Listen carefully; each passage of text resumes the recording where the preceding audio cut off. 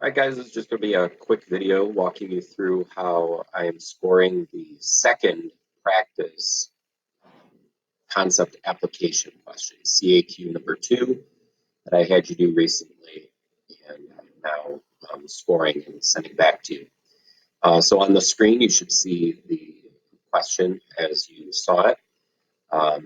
Remember, with concept application, they're looking to see if you get the basics of government, how government works, and you can not only explain how government works, but then always directly relate it back to a given scenario, a particular situation that they're providing you.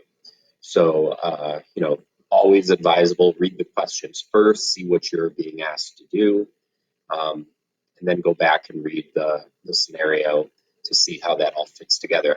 So quick recap. They're talking about how a very conservative interest group openly challenges a provision in a tax law known as the Johnson Amendment. So, just think of that as a law that prohibits religious organizations, so religious leaders, pastors, ministers, etc., from engaging in certain types of political speech. So the reason for this is because these are nonprofit organizations. They're non-taxed organizations. I think we had touched on that in a previous video where it came up in office hours.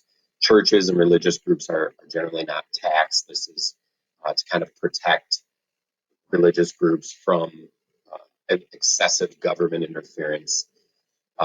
But part of the flip side of that is that in the law that prevents them from being taxed, they're limited from engaging in overtly political speech. Now, to be clear, the Johnson Amendment says they can speak out on social issues. Certainly, they can condemn, certain issues as being moral or immoral. Talk about it in that context.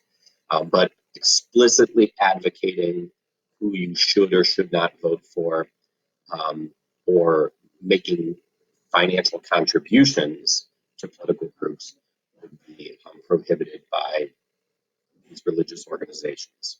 Okay. All right. So that's kind of what the scenario is about. Talks about how they, on this given day that they call Pulpit Freedom Sunday, they advocate, this interest group advocates that they openly violate that law. They do speak about the moral qualifications of candidates, engage in civil disobedience as a form of protest. Okay, so that's what's going on in the scenario. When you look at the questions, part A says describe an action Congress could take to address the concerns of the interest group. So, we see this a lot in concept application, not saying we always will, but remember, what are the basic functions of the branches of government? So with Congress, that's make a law. So what could Congress do if they want to address the concerns of this interest group? They can pass a law, change a law. They could repeal the Johnson Amendment, anything like that.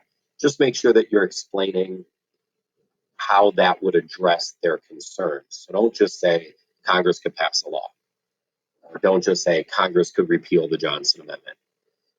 Make it clear that by doing so, that would lift these restrictions on religious organizations, thus satisfying the Alliance Defending Freedom, the interest group.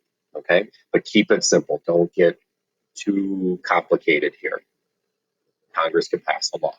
Okay. All right. Part B says, in the context of the scenario, explain how partisan divisions could prevent the action described in Part A. So let's break this down. This is actually really easy.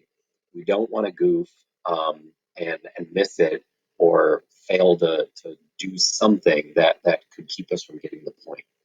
So first of all, I think we have to make sure we understand what is meant by partisan divisions. So break the words down. Partisan refers to parties, divisions, the division between the two parties.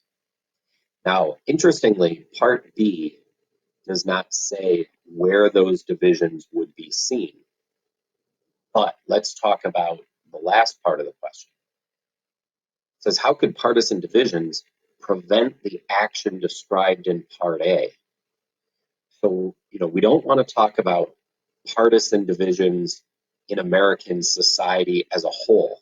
Okay, we don't want to say, well, you know, some Americans are Democrats, some Americans are Republicans, therefore some might support or oppose changing this Johnson Amendment. That's irrelevant. Talking about partisan divisions that would prevent what we just said could be done in Part A. So it has to relate to Congress. But there's two possibilities here. I hope you see them. There are partisan divisions in Congress, right? Congress, House, Senate, both can be divided between Democrats and Republicans, and that could make getting something done difficult. But of course, you know that when a law is passed, it has to then be either signed or potentially vetoed by the president. So there could be the partisan division. You know, maybe Congress is overwhelmingly Democratic, but the president's a Republican. Okay. So what you want to do in Part B is simply explain how that partisan division, whichever one you're talking about, would make it harder, could even potentially prevent this law that you're talking about in Part A from being passed. Again, keep it rooted in the scenario and you'll be fine. But this isn't explained, so you're probably going to need to do this in several short sentences. Okay, and then finally, Part C says, explain why the Alliance Defending Freedom, this conservative interest group, might argue that their constitutional rights are threatened by the Johnson Amendment.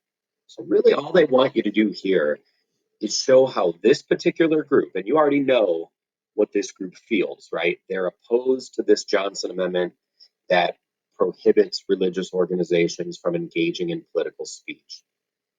The real catch here is, you know, you can't just generically say, well, they feel their rights are being violated. What they're really looking for is to see if you understand what rights in particular, what constitutional rights in particular are being threatened by this amendment. And I hope you're instantly seeing at least one. There are two, right?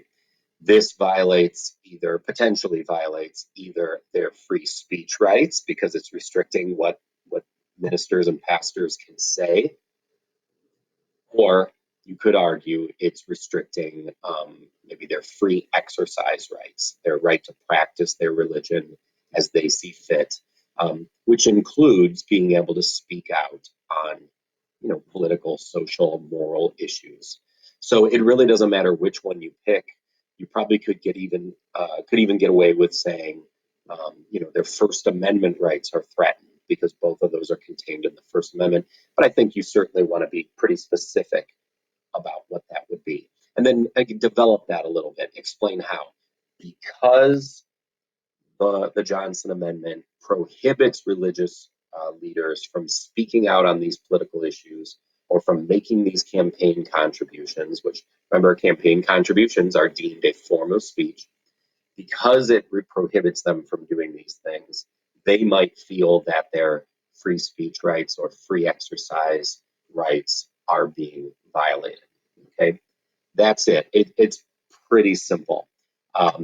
This is the scoring rubric that the College Board provides for this one. Again, all concept application questions are worth 3 points, point for each part. They give you a couple possibilities in each part. I think I explained all of these.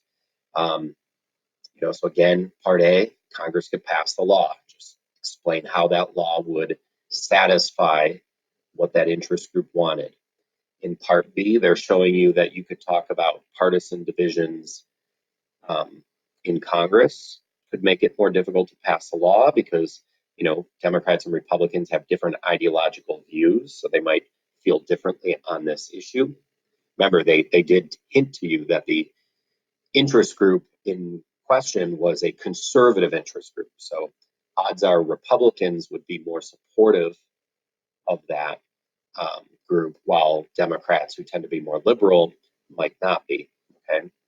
And then the second option says you could talk about Congress and the president being from different parties, and therefore the threat of a veto could stop this from happening.